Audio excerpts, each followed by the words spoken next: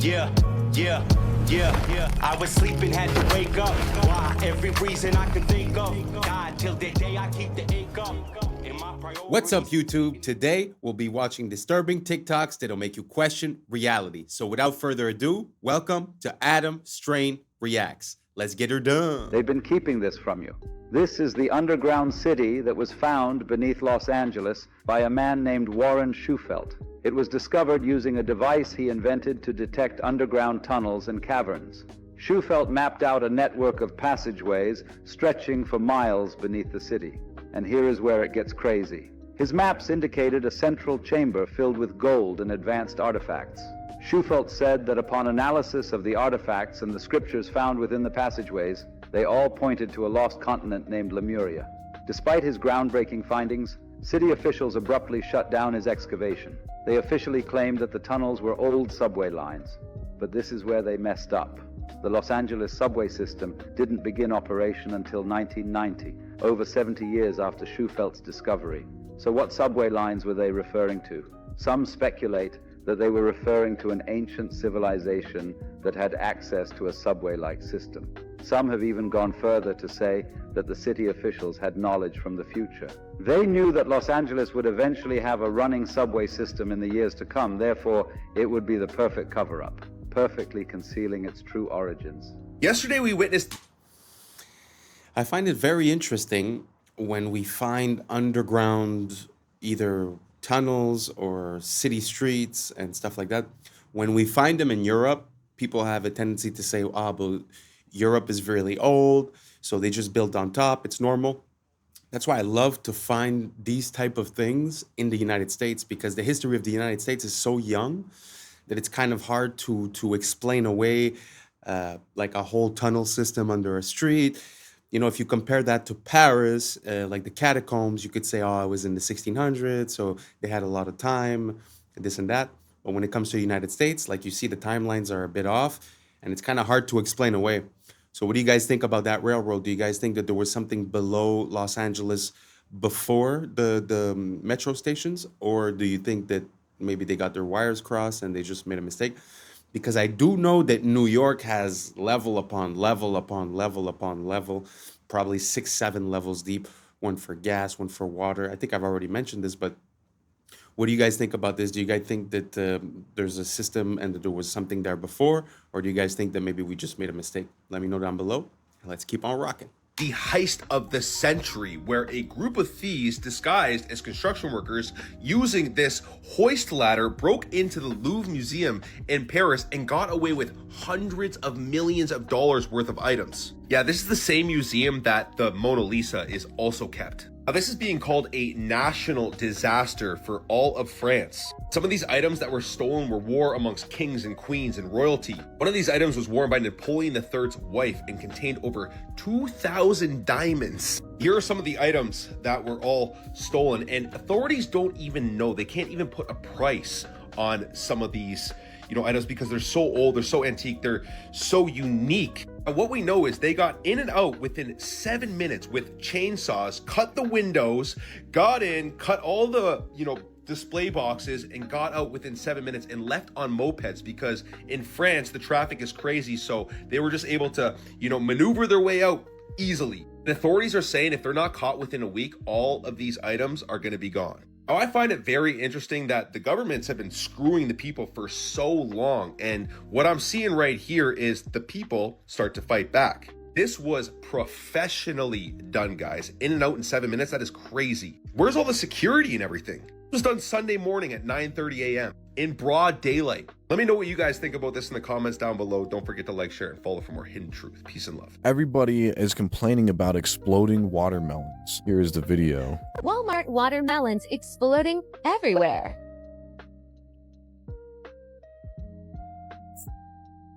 Hi, yeah, so I came downstairs and all of the guts of my watermelon was all over my table, as you can see here.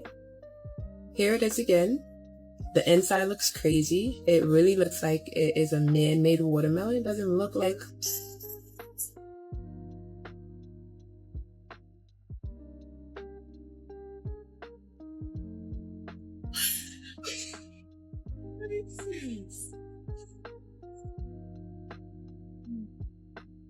The second watermelon from Kroger that's been doing this.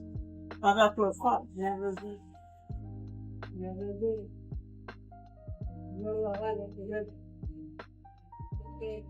And what's on By Kroger.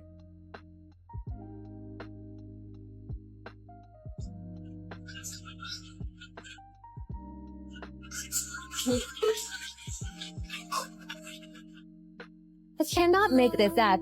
I heard a whistling sound in the pantry, and then my watermelon exploded like A. Do you really believe what they tell you? Have you heard of the Orphan trains? It was a covert operation to repopulate and reshape the American Midwest. This is as dark and scary as it sounds. Between 1854 and 1929, the United States was experiencing massive waves of immigration that was flooding into urban areas. There was a need to spread the population more evenly across the country, not only to alleviate the overcrowded cities, but also to exert control over areas in America. So, the U.S. government came up with a plan. They took over 250,000 orphaned and homeless children from New York City and other urban areas, placed them on trains, and sent them to rural towns across America. This plan was sold to the public as giving these children a fresh start, but the reality was much darker and more complex. Many of these children simply vanished. Over 100,000 children disappeared as soon as they stepped onto those trains. Was this just a result of poor record keeping, or is there a more sinister story behind these missing children? Look through history books and count the fires. Libraries, cathedrals, palaces, hotels, always burning. Coincidence or strategy? Paris, London, Chicago, San Francisco, all scarred by great fires in the 1800s. After the flames, ornate structures vanish. And what replaces them? Concrete, steel, glass boxes. Even in 2022, Easter Island's sacred landscape burned, shortly after reopening to tourists. Always fire, always loss. Fire doesn't just consume wood, fire erases memory. In the ashes, you can write a new story. And maybe that's the point. Destruction as a reset button. A way to overwrite the inconvenient beauty of the past with the cold efficiency of the present.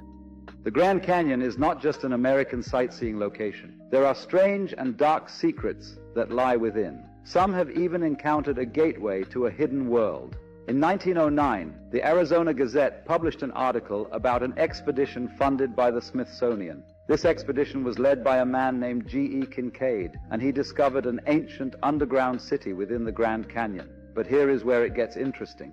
This city was filled with artifacts from ancient Egypt, hieroglyphs, statues, and even a pyramid. How did ancient Egyptian relics end up in Arizona over 5,000 years ago? Is it possible that they had access to flight? But it gets even stranger. The Smithsonian seized all the artifacts and shut down any further exploration, which led to 90% of the Grand Canyon being restricted till this day. The canyon is home to numerous hidden caves and tunnels, many holding ancient treasures and technologies. Many adventurers used to report seeing strange lights and sounds coming from these depths. The Hopi tribe, a tribe native to the region, speak of sacred underground cities known as the Sipapu. These cities are believed to be gateways to the underworld, holding powerful energies that should never be disturbed. All this makes us wonder, what else is hiding in the Grand Canyon? Your name is Roger, yes? What do you guys think about that? Do you guys think that there's any truth to the story of G.E. Kincaid? Because it's not the first time that we hear about stories relating to the Smithsonian sort of making discoveries disappear. Like, mostly, the ones I remember are mostly like big bones. Some people say that they found giant bones. And like the newspaper would say it, the news articles would say it. But then afterwards, when the Smithsonian would come and take the artifacts, they were never to be heard of again. And when requests were made to ask about it, to inquire about it, they would say that that never happened, basically.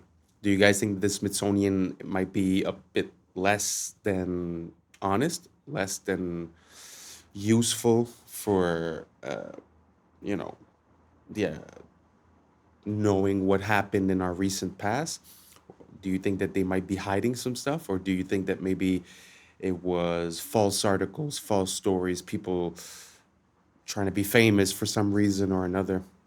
Let me know down below if you have any more information regarding G. Kincaid or any similar type of discoveries, because I have seen other things in the United States, such as the discovery of some Jewish artifacts, which theoretically wouldn't make sense, right, with the timeline and the geographic locations. There's also a similar story regarding they found cocaine from South America in the pyramids of Egypt, supposedly. So do you guys think that there's a possibility of this cross contamination of the new world and the old world having a contact before?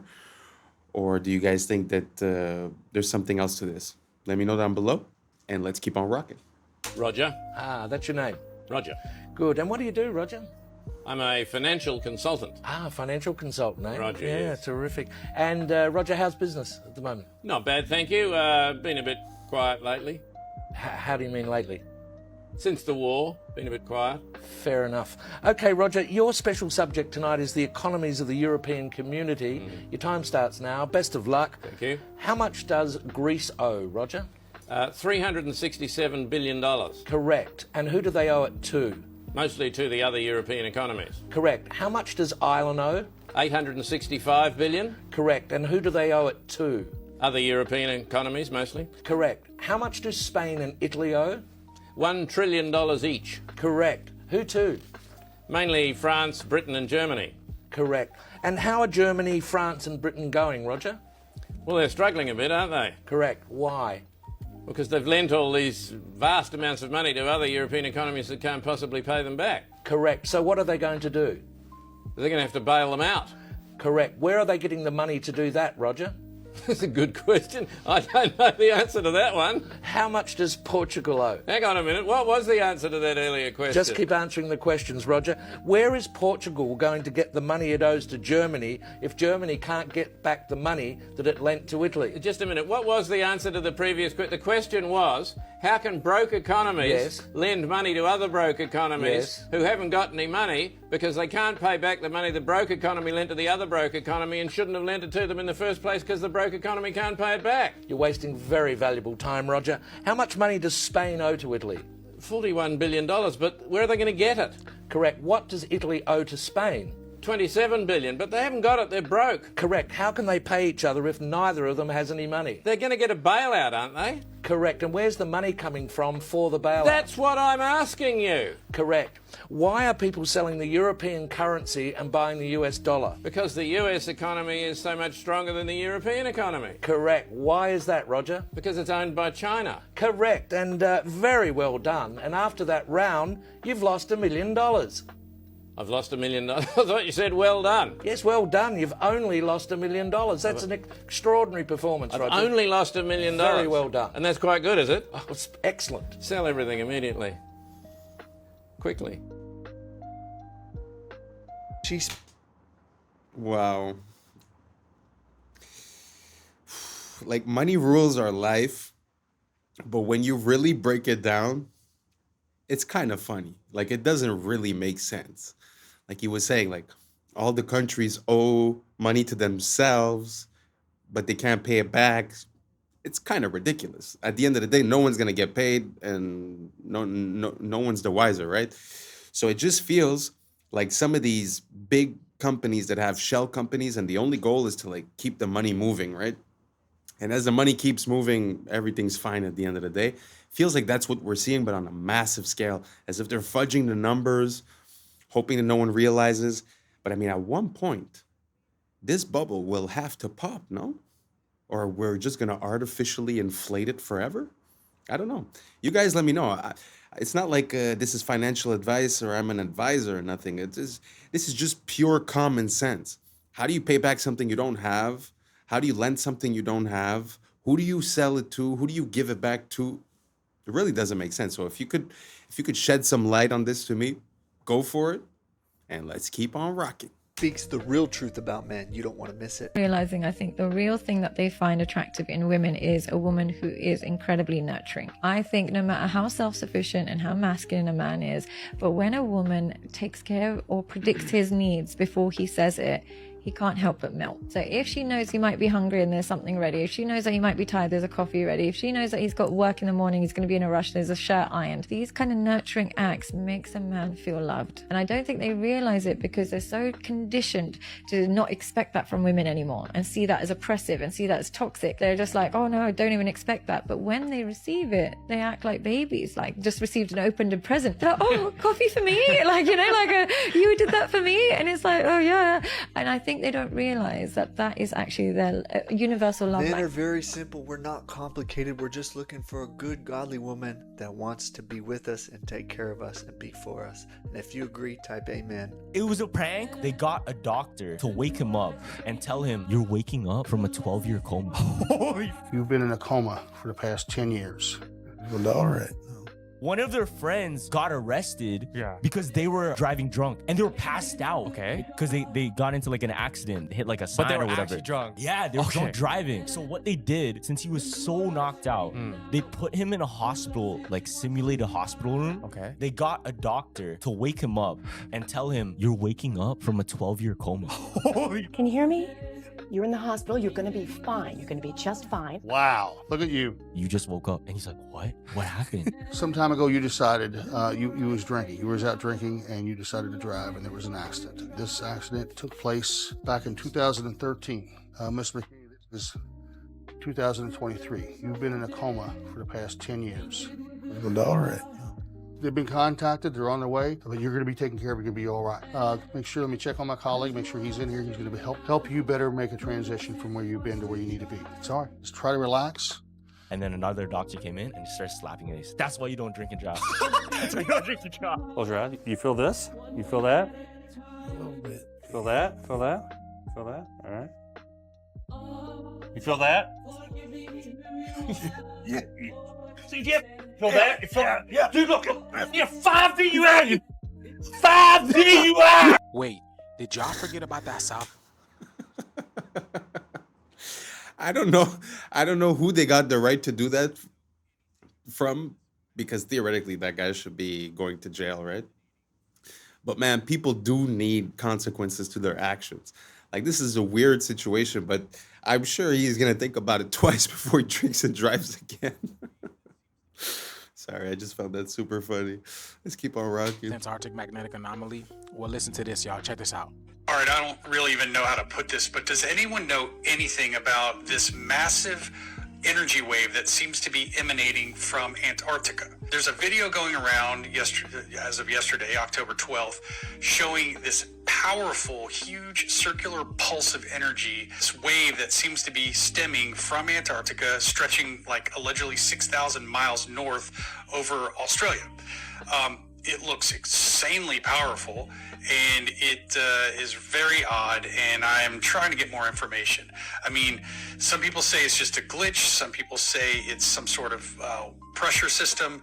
Others are convinced it's something else entirely. We do know that Antarctica definitely has a very mysterious past. So whatever it is, it's strange. But if anyone knows anything, or you've seen this actual data yourself, can you please tag someone or comment below with... Now, I was combing through these comments, and everybody is feeling the same thing. People are feeling exhaustion, ringing in their ears. They're feeling frequency. People saying to the point that they don't even want to get up and do anything. They don't want to go to work. Hell, they don't even want... People can't even digest food properly. Now, as you guys may know, we are going through an ascension process, and the planet is splitting. There's a 3D shift and a 5D shift. It's all about frequency, all right? And I go into depth of why people are experiencing this. If you guys want to check it out, here's my Instagram, Conscious Juice. Here's the link over here, the link tree, and click on it, and then the Patreon link should pop up. And it's the very first video, okay? I go into detail on why this is happening and why people are experiencing the ringing in the ears and all about this, okay? Go check it out, y'all. But I've been telling y'all, this is all part of the shift, and it's here. They feel it. They see it. Let's continue to get it. Peace in. Breaking news. What do you guys think about that? The frequencies that are emanating? Do you guys think that maybe it's a mistake with the tools that they're using to make their readings?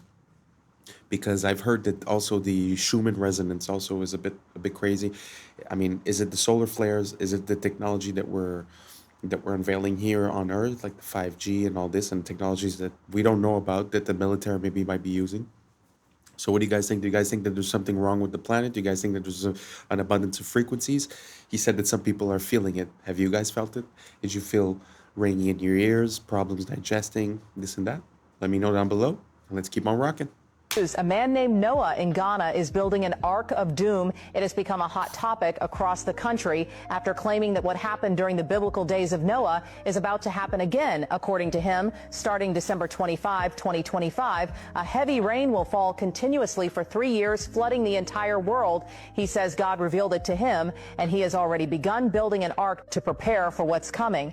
Noah, who lives in a small community in Ghana, says he has spent months gathering strong, seasoned wood to build the ark. He claims the materials are not ordinary, that each piece has been prayed over and chosen under divine instruction. While many people laugh at him and call him crazy, others are beginning to pay attention. Some say, wasn't it the same thing people said to the first Noah? They mocked him until it was too late, despite the criticism. This modern-day Noah says he will not stop. He believes his mission is to save as many lives as possible before the rain begins. He invites anyone who believes to join him in building the ark and preparing for the flood, whether it's faith, fear, or pure conviction.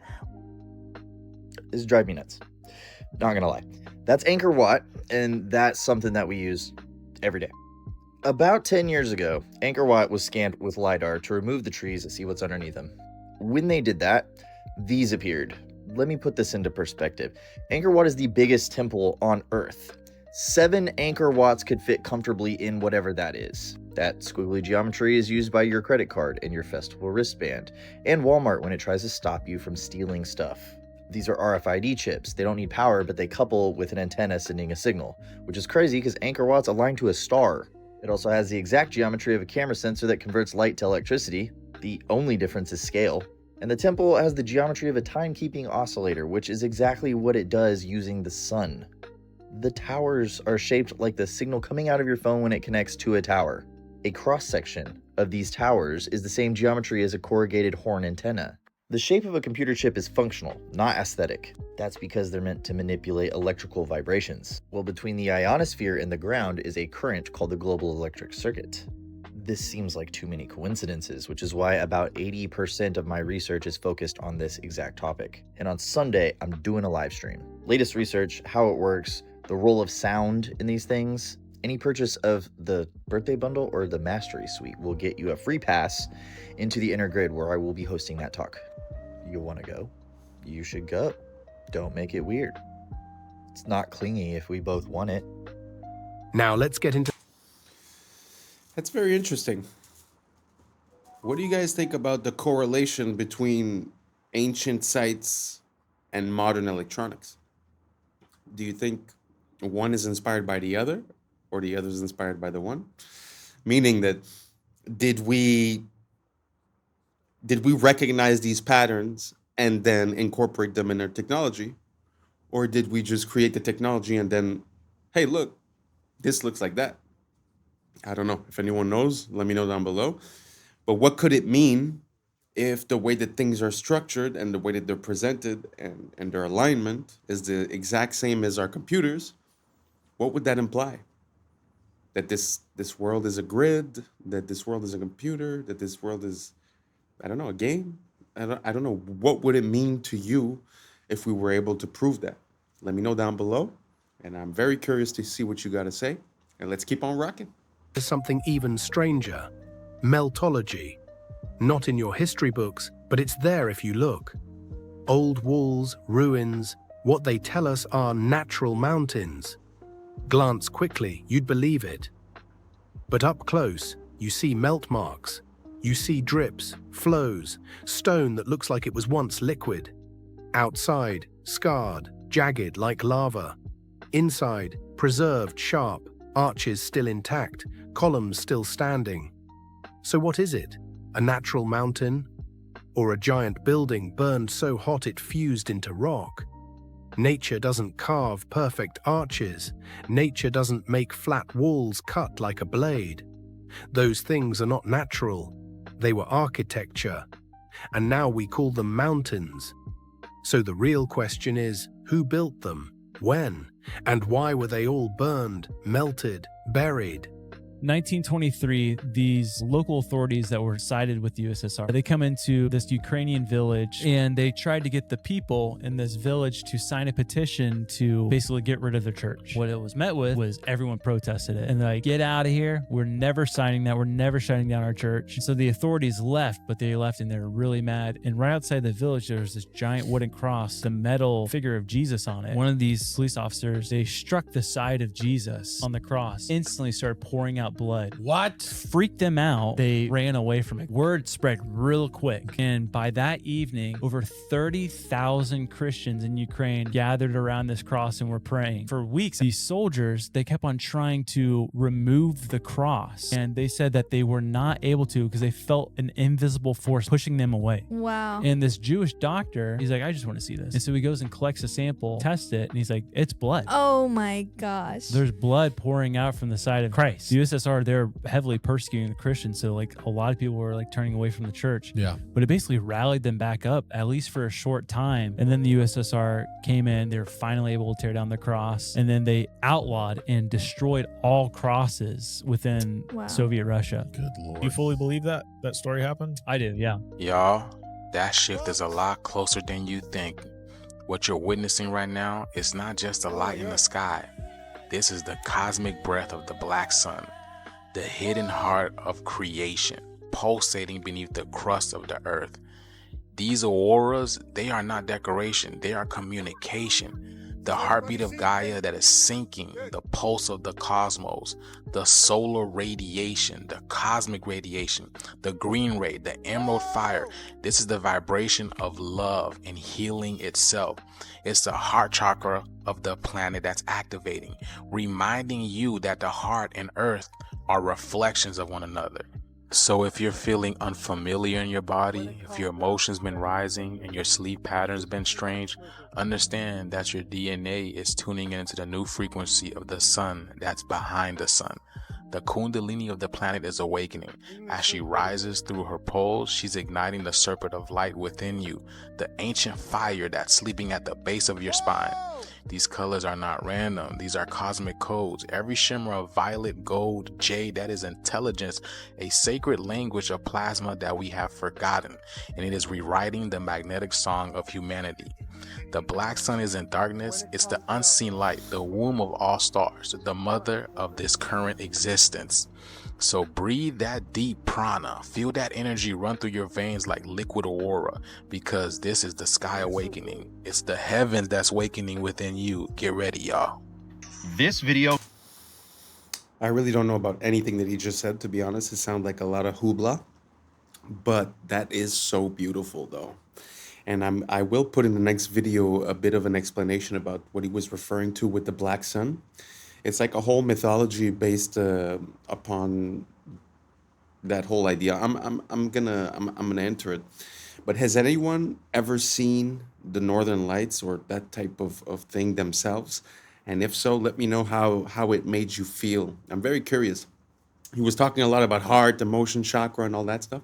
But I'd be very curious to see if it has like a physical or a magnetic or an energetic effect on people. So if ever you witness one, just let me know how it made you feel. And let's keep on rocking.